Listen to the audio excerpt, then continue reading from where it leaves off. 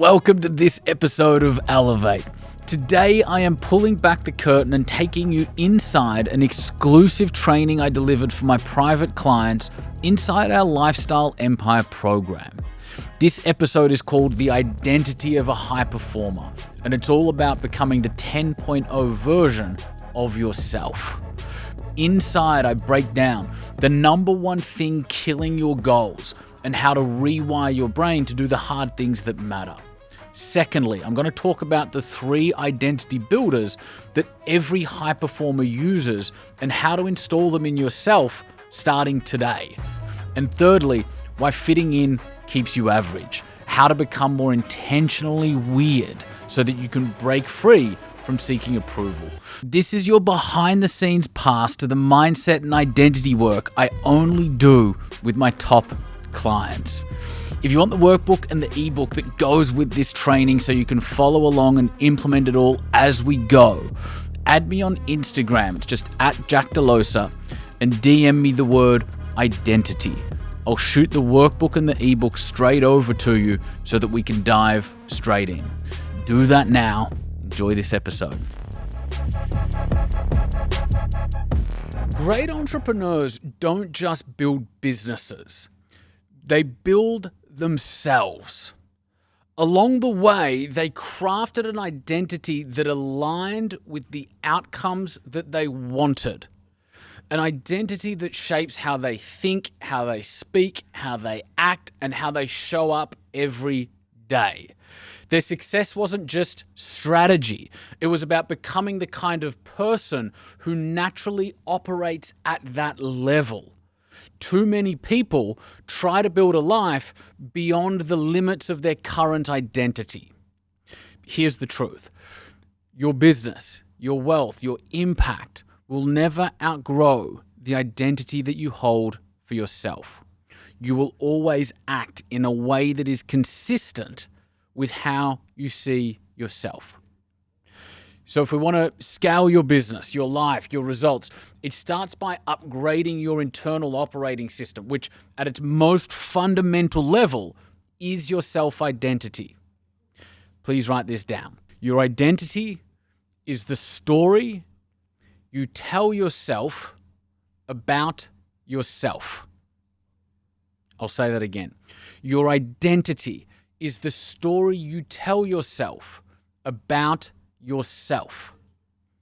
It's the sum of your beliefs, values, and actions. Beliefs. What you believe about yourself, your business, and the world. Your values. What matters to you most and what you desire. And then thirdly, your actions, which is what you do. Nothing shapes your identity more than what you observe yourself doing. And so while the personal development world is obsessed with ruminating and intellectualizing, the truth is this: we must behave our way into the identity that we want to create. We must behave our way into the identity that we want to create. And so in this video, I'm going to share with you the 3 identity blockers and builders that when you take control of will allow you to step into and grow into the most powerful version of yourself. So let's dive in. Number 1 is desire. I want to tell you a story about Socrates. There was a young boy in the village, and he was witnessing everything Socrates was doing and everything Socrates was saying and the influence that Socrates was having over the rest of the village and other neighboring villages as well. And one day the young boy comes up to Socrates and he says, Socrates, I want to be enlightened like you. And Socrates looks at the little boy and with an almost weary face he says, you want to be enlightened, do you? The boy says, yeah, I want to be enlightened like you. And Socrates thinks for a moment and he says, okay, come with me. And Socrates walks him down the hill, and they get down the hill, and down the bottom of the hill there's this horse trough that's full of water. And he says to the boy, come over here. The boy comes over. And Socrates just gently places his hand on the back of the boy's neck and slowly puts his head into the horse's trough under the water. And the boy's thinking to himself, okay, cool. This is Socrates, so, he's at any given moment, he's going to pull me up and he's going to say something incredibly profound and wise, and then I'm going to be one step closer towards enlightenment. And Socrates doesn't pull him up. And the boy starts to panic a little bit and he starts to push his head back. And Socrates, he was a very strong man, continues to hold his grip. Now the boy starts really panicking and he starts trying to get Socrates' hand off the back of his neck because the boy cannot breathe and he's about to pass out, and he starts clawing and scratching. And he's thinking to himself, if he doesn't pull me out soon, I am going to lose consciousness of what the hell is going on. And then at the very last second before he loses consciousness, Socrates pulls him up from the trough and he says, when you want enlightenment as much as you wanted to breathe, then you will be enlightened. Socrates was making an incredibly powerful point, which is this. A lot of the times we think we have a desire, but we're walking around and the desire is a 4 out of 10 and we're trying to move towards it and we're trying to make it happen and we're trying to overcome obstacles, not fully realizing at a conscious level you're only a 4 out of 10 when it comes to desire. Here's the thing, team.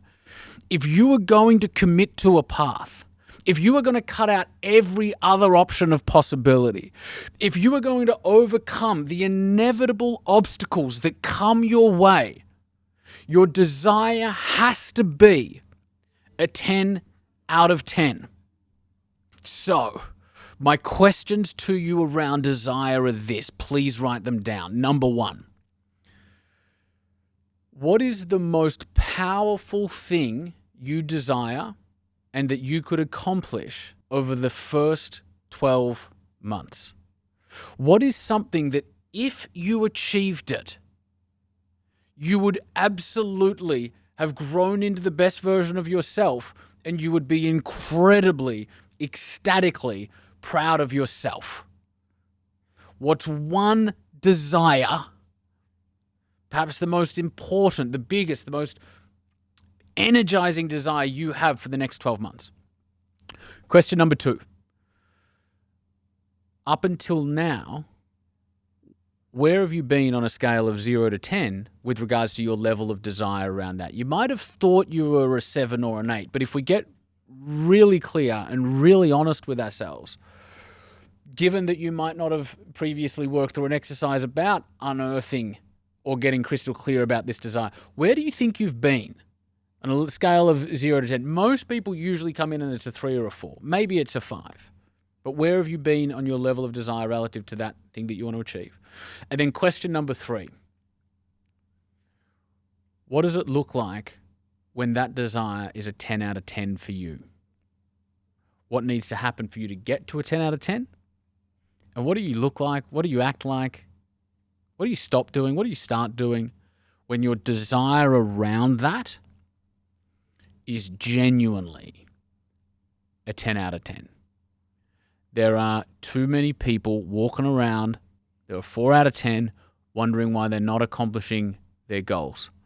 Maybe they've got too many goals and they've got 12 different goals and they're all 4 or 5 out of 10. They find themselves so spread thin across so many different things. So, what's your number 1 desire for the next 12 months? If you're being honest with yourself, 0 to 10, what would your level of desire around that been consciously up until now? And then thirdly, what would you have to do to make it a 10 out of 10? And what do you look like when you're a 10 out of 10 of desire for that aim? Pause this video now. Team, this is not a sit around and watch passively type video. This is a you engaging and starting to architect the very foundations and fundamentals of yourself. And all 3 principles that I'm going through in this video all layer on top of each other. So do not continue watching. Pause this video now. Answer those 3 questions. Enjoy doing it. And I'll see you back here in a few minutes. All right, welcome back. Now you've identified a key desire. I want to talk to you about the second principle. Please write this down. Do the hard thing. Your identity is forged by how you approach hard things. The number one thing that prevents people from hitting their goals is that most people avoid hard. But here's the truth. In order to grow, we must step outside our comfort zone. And when we step outside our comfort zone, by definition, it's going to feel uncomfortable. It's going to challenge us. And so the key isn't to avoid hard. It's to rewire your relationship with doing hard things. When met with hard, the mind seeks comfort, right? It starts looking for a way back to what's safe and familiar. It will go as far to try to disprove whatever it is you're working on. It will try to disprove the new way of being. It will start trying to find reasons why this new way doesn't work so that it can retreat back into the comfort of your old patterns.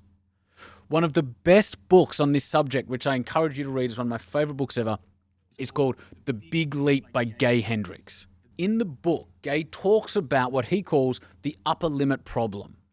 It's the internal thermostat that we all have for success, happiness, wealth, which is when we start rising beyond our usual level, the thermostat kicks in and pulls us back to what feels familiar, just like a room's temperature adjusts when it gets too hot or cold. This is why you find yourself self-sabotaging just as things start going well. It's not because you aren't capable, it's because your identity is still set to an old level. The only way to break through is to recognize when your upper limit is kicking in. Reframe the discomfort as growth and intentionally reinforce the new habits that are taking you to that next level until the next level becomes your new normal. Instead of retreating, lean in. Instead of pulling back, you now have this community in your corner. Your next level isn't something you break into all of a sudden. It's something you grow into over time through changed behavior. So, let's go one level deeper. Because avoiding hard doesn't always look like wanting to quit. It doesn't always look like consciously retreating from whatever it is that you're doing. One of the most deceptive ways our mind avoids hard is through procrastination. When we procrastinate, we're not actually avoiding the task. We're avoiding the negative emotions that come with the task. There are really two times where procrastination and the force behind it is at its strongest. Number one, when something is really important to us. And number two, when something is really challenging for us, right? So something's either really important or really challenging. In both of these instances, when something is important or challenging, particularly if it's both, there's a huge emotional reward to procrastinating because you get to avoid feeling the negative emotions that will arise when you lean in and start wrestling with whatever it is you're committed to doing. Here's the problem. Most people aren't consciously aware of that pattern, and so they spend their entire life procrastinating, and that becomes their eternal upper limit problem. In my own journey, in my own health and fitness journey right now, I'm focused on losing fat and building muscle, right? To do this, it's incredibly simple. You need to be in a calorie deficit every day, so consuming fewer calories than you burn. And you need to do resistance training, which is essentially lifting weights 5 times a week. That's it. Super simple, but not easy. Most days I burn about 2,800 calories and I consume about 1,800 calories, which puts me in a deficit of about 1,000 calories a day. Does that mean that a lot of the time I'm hungry? Yes, it does. Does that mean that a lot of the time my energy isn't always where I want it or need it to be at any given moment? Yes, it does. Does that mean that my brain fatigues a little bit faster than it would if I wasn't in a deficit of 1,000 calories a day? Yes, it does. Do I still have important commitments and presentations and family commitments where I need to be on at 100%? Yes, I do. And yet, this is the process. These are the fundamentals. And so while most people are busy distracting themselves with the latest fitness fad, right, whether it's intermittent fasting only if you eat within a 17-minute window under a full moon, or the guy on TikTok who swears that you can reset your metabolism by just drinking lemon water, or whatever it might be. Here's the thing. You don't need hacks or gimmicks. You just need to know what works. You need to keep it simple to the fundamentals, and most importantly, be consistent in your execution. One of my most powerful strategies when I'm doing something hard, when I'm hungry, when I'm fatigued, please write this down. I simply say to myself this: this is the feeling of me getting my goal hit. This is the feeling of me getting my goal hit. A lot of the time, what gets results is not novel, interesting, or exciting. It's just knowing what to do, being consistent, even when it gets hard. This is true in all areas of life. Let's explore how procrastination shows up in business. The number one thing that prevents business owners from growing is what I call entrepreneurial ADHD. You might be getting a sense of what I'm talking about.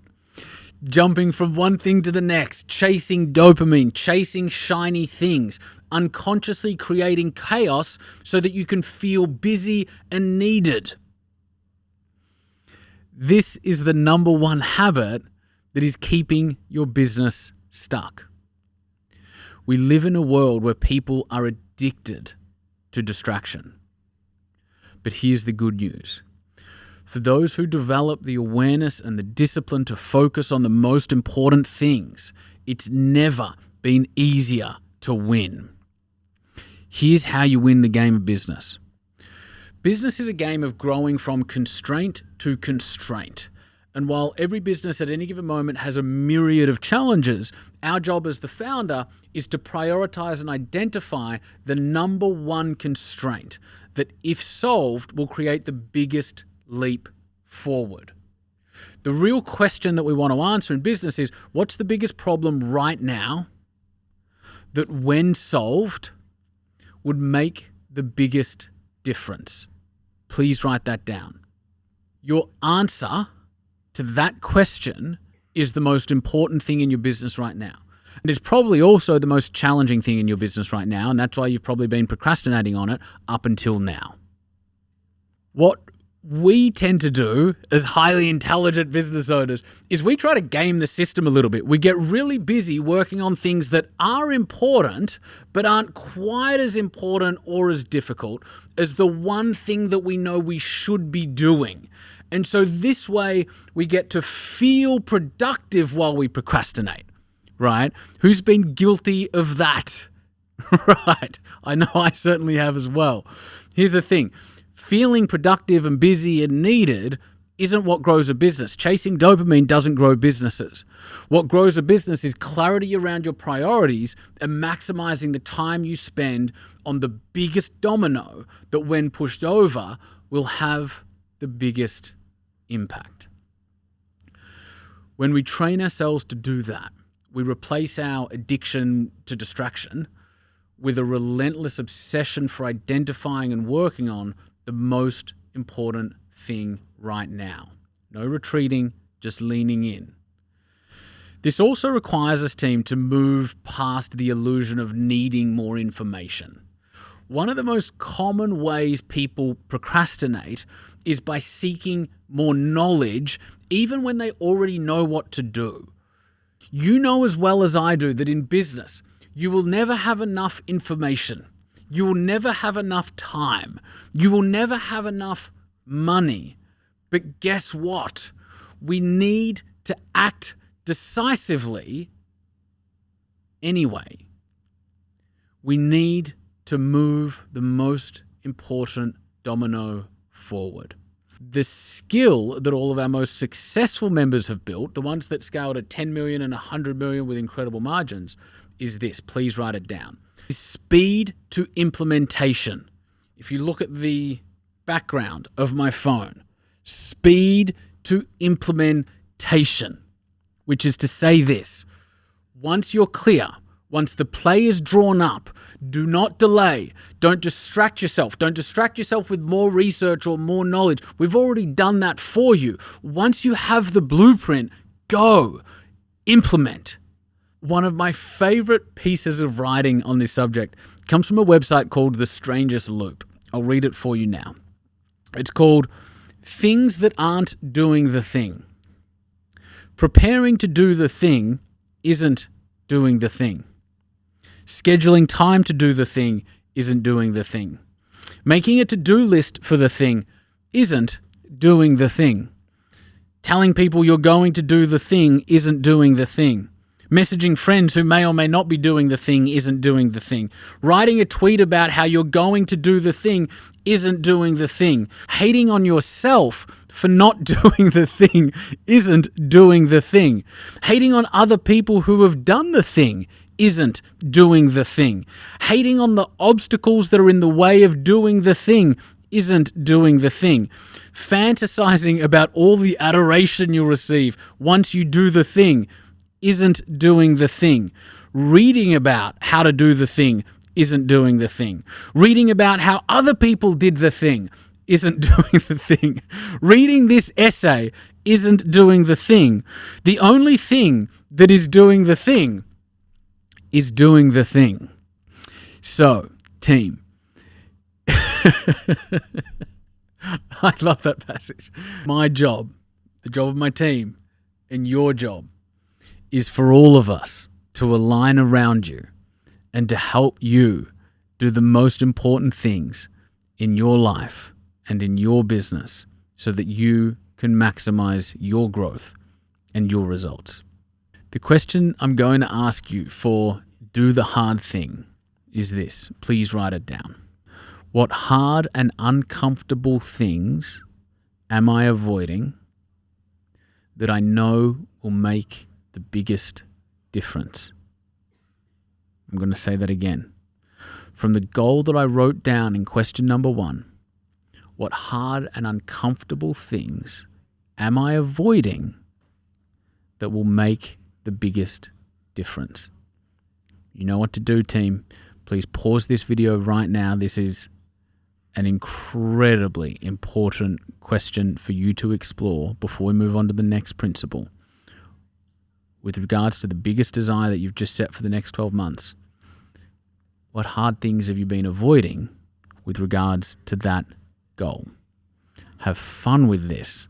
Pause me for a few minutes. I'll see you back in a few minutes' time. Alrighty, welcome back. We've now identified the number 1 desire, and more importantly, we've identified what's been preventing you from growing into the kind of person that can make that desire a reality. So with that said and done, let's move on to point number 3. Please write it down. Number 3, be more weird. Be more weird. You heard that correctly. Be more weird. To become wealthier, you need to become weirder. We live in a world where a lot of people want to be exceptional without fully realizing that to be exceptional, you must be the exception. Meaning, you have to be absolutely congruent in not needing to conform to anyone or anything else. Most people crave success, but they also crave fitting in. And those two things are completely incompatible with one another. The brain is designed to acclimatize to our tribe. That's one of the ways that it keeps you safe. And so while no one sets out to be average, in trying to fit in with the tribe and everyone else, the level that we unconsciously acclimatize to is, by definition, average. This is one of the biggest value conflicts that a lot of high performers have, is they want to be exceptional, but at an unconscious level are aiming at average so they can acclimatize with the tribe. What's keeping them there is really an attachment to the approval of others. To become wealthier, you need to become weirder. I'm super weird. I'll often organize a dinner that I'm hosting, and I know that the restaurant isn't going to cook the food in the way that I need it to for my nutrition plan. And so I'll have dinner before the dinner. And then I'll get there and the waiter will come across and say, what would you love for dinner? I'll say, no, I'm fine. I'm not eating. And they'll say, okay, great. Have you looked at the wine list? Can I get you a drink? And I say, yeah, I have looked at the wine list. I would love a sparkling water. And they'll look at me super weird, as will the rest of the group at this dinner that I have organized, that I am hosting. And then they'll say something like, okay, sir, no worries. Can I organize you a dessert? And I'll say something like, you know what, for dessert, let me get the sparkling water, but let's add a wedge of lemon. And it's super weird. Nobody hosts and organizes dinners and then shows up and drinks water with some lemon in it for 3 hours, right? Another super sort of unusual or weird thing that I do is I go to bed every single night at about 8:30 or 9 o'clock, and I wake up at about 4:30 or 5 a.m. every single morning. Not to an alarm or anything, just because that's my natural body clock. That's what just I've learned over the years works for me. And so what that means, whether it's at one of the dinners that I've organized or a party or a celebration or a member event, is I'll disappear at 8:30. Just as everybody else is getting started, I'm going home to get into bed because I love getting a good night's sleep. And then one of the most richest experiences of my life is the morning time, because I get to get up before my girls and I'm journaling and I'm connecting and I'm creating with my creator. And then my girls get up and I'm spending family time. And so the morning time for me is often the best and richest and most connected time of my day. And so I'm the weird dude that goes to bed at 8:30 every night, right? Here's the thing. Being weird is often just making choices that others don't have the discipline to make. When we step into a new identity, the people around you will remind you of your old identity. And that's understandable, because most of the time you've told them that you're making a change in the past, you may have ended up falling back into your old behaviors. And so they're expecting you to do that again. And so you will need to train the people around you on your new identity, on your new goals, on your new way of operating. And you need to do this through being consistent with your actions. Here's the thing, team. When you start to elevate who you are, you living in your truth shows others where they are living a lie. Your strength highlights their weakness. Your discipline shows them where they're being lazy. I have a core belief and I want you to adopt it right now. Please write it down. Nobody needs to change for me to win. Not your spouse, not your kids, not your team, not the marketplace. Nobody needs to change for me to win. On the inverse, one of the biggest compliments you can get in life is when someone who knew the old you says to you, you've changed. In fact, I actually want you to go out and actively try and create someone who says you've changed. Because in your head, I want you thinking to yourself, damn right I have. Damn right I have. And I worked freaking hard to. Whenever you find yourself needing someone's approval, this is simply life showing you where you are not yet free. Whenever you have an emotional response to something, whenever you feel triggered, triggers are the best. This is life showing you where you are not yet free. And you're not yet free because you are still bound by the social expectations and norms of other people and what they might say or what they might think. Here's the thing, team. When these triggers come up, it's not your job to try to change the behavior of the other person. It's to turn inward and resolve the source of your attachment. Where are you not free and why? So, I have two very simple questions for you. Please write them down. Number one, where have you been letting the approval of others keep you small? Where have you been letting the approval of others keep you small? And then question number 2, please write it down. What's one thing you can commit to right now to be more weird? If we're going to amp up your weird, if we're going to make you weirder,